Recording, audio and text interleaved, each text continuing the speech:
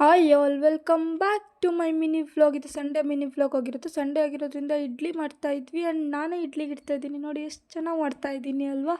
ಇಡ್ಲಿ ಜೊತೆಗೆ ಚಟ್ನಿ ಇಲ್ಲ ಅಂದರೆ ಮಜಾ ಇರಲ್ಲ ಅಂತ ಹೇಳ್ಬಿಟ್ಟು ಚಟ್ನಿ ಕೂಡ ರೆಡಿ ಮಾಡ್ತಾಯಿದ್ದೀನಿ. ಫಸ್ಟ್ ಇದನ್ನೆಲ್ಲ ಇಟ್ಬಿಟ್ಟು ಕ್ಲೋಸ್ ಮಾಡಿಬಿಟ್ಟೆ. ಆಮೇಲೆ ಚಟ್ನಿಗೆ ಒಂಚೂರು ಮೆಣಸಿನ್ಕಾಯಿ, ಒಂಚೂರು ಶೇಂಗಾ ಬೀಜ ಎಲ್ಲ ಉಟ್ಬಿಟ್ಟು ಚಟ್ನಿ ಕೂಡ ರೆಡಿ ಮಾಡಿಬಿಟ್ಟೆ. ಚಟ್ನಿ ರೆಡಿ ಆದಮೇಲೆ ತೋರಿಸ್ತಾ ಇದ್ದೀನಿ ನೋಡಿ. ಇಡ್ಲಿ, ಚಟ್ನಿ, ಸಾಂಗ್ ಬರಲಿ. ದೋಸೆ, ಇಡ್ಲಿ, ಸಾಂಬಾರ್, ಚಟ್ನಿ ಇದೆಲ್ಲ ಮುಗಿಸ್ಕೊಂಡು ಮಧ್ಯಾಹ್ನ ಊಟಕ್ಕೆ ನಮ್ಮ ಅಜ್ಜಿ ಕೈ ತಿಂದ್ವಿ. ಏನ್ರಿ ಸ್ವರ್ಗ.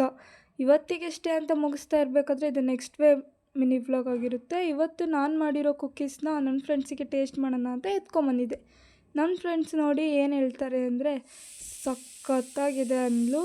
ಆ್ಯಂಡ್ ದರಿಗ ಕೂಡ ಕೊಟ್ಟೆ. ಇವನು ಹೇಳ್ದ ತುಂಬ ಚೆನ್ನಾಗಿದೆ ಅಂತ. ಆದರೆ ದೀಕ್ಷನ್ ರಿಯಾಕ್ಷನ್ಗೋಸ್ಕರ ವೇಟ್ ಮಾಡಿ. ದೀಕ್ಷಾ ಅಂತೂ ತಿಂದ್ಬಿಟ್ಟಿದ್ದು ನೀನೇ ಮಾಡಿರೋದ ಅಂತ ಫುಲ್ ಶಾಕ್ ಆಗಿಬಿಟ್ಲು. ಅಷ್ಟು ಚೆನ್ನಾಗಾಗಿತ್ತಂತೆ. ರೆಸಿಪಿ ಬೇಕಂದರೆ ಕಮೆಂಟ್ ಮಾಡಿ. ಮತ್ತೆ ಸಿಗೋಣ ಮುಂದಿನ ವ್ಲಾಗಲ್ಲಿ. ಟೇಕ್ ಕೇರ್, ಬಾಯ್.